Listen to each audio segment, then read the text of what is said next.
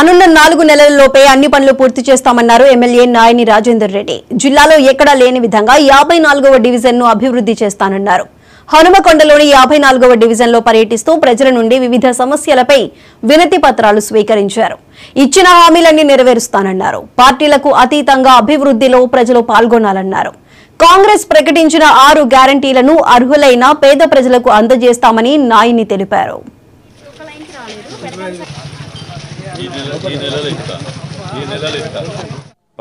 పరిష్కారానికి కృషి చేయాలని చెప్పి చేస్తూ వాటర్ లైన్లు కొన్ని ప్రారంభోత్సవాలు కానివ్వండి, కొన్ని కేటాయింపులు కానివ్వండి, ఈ 54వ డివిజన్ని పైలట్ ప్రాజెక్ట్ కింద తీసుకుంటానికి మేము నిర్ణయించుకోవడం జరిగింది. ఈ 54వ డివిజన్లో ఉన్నటువంటి శ్మశాన వాటిక కూడా చాలా పెద్దది. అది కూడా లయన్స్ క్లబ్ ఆధ్వర్యంలో నిర్వహించడం జరుగుతుంది. దానిని జిల్లాలోనే ఎక్కడ లేనటువంటి విధంగా తీర్చిదిద్దడానికి కూడా ఒక నిర్ణయం తీసుకున్నాం. ఇక్కడ ఉన్నటువంటి కమ్యూనిటీ హాల్ కూడా త్వరలోనే కేటాయించి, ఈ వారం 10 రోజుల్లోనే కమ్యూనిటీ హాల్ను కూడా కేటాయించి, రోడ్లు డ్రైనేజీలు అన్నిటి కూడా అధికార యంత్రాంగాన్ని తీసుకొని అక్కడికక్కడనే వారి సలహాలు తీసుకొని డివిజన్లో ఉన్నటువంటి ముఖ్య నాయకులు రాజకీయాలకు అతీతంగా, పార్టీలకు అతీతంగా అందరినీ కలుపుకొని ఈ యొక్క డివిజన్లలో సమస్యల పరిష్కారానికి కృషి చేయాలని చెప్పి విజ్ఞప్తి చేస్తే అందరూ కూడా సుముఖం వ్యక్తం చేసిండ్రు. చాలా సంతోషం.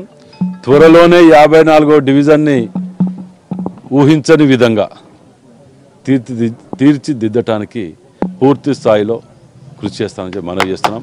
అదేవిధంగా రోజు 2 డివిజన్లు, అంటే ఈ 54వ డివిజన్ని తీసుకున్నా కదా అని మిగతా డివిజన్ నిర్లక్ష్యం చేయటం కాదు.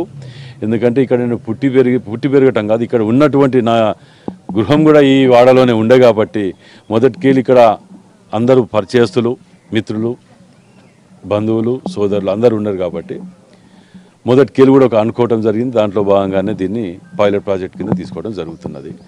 ప్రత్యేకంగా ఈ వాడలో ఉన్న దాతలు కూడా, పెద్దలు కూడా మనిషి చెయ్యేసి దీనికి సహకరించాలని కూడా విజ్ఞప్తి చేస్తున్నాం. మిగతా సమస్యలు ఏదైనా కానీ ఉంటే వాటికి ఒక కమిటీ ద్వారా పరిష్కారానికి కృషి చేయాలని చెప్పి చేస్తూ వాటర్ లైన్లు కొన్ని ప్రారంభోత్సవాలు కానివ్వండి, కొన్ని కేటాయింపులు కానీ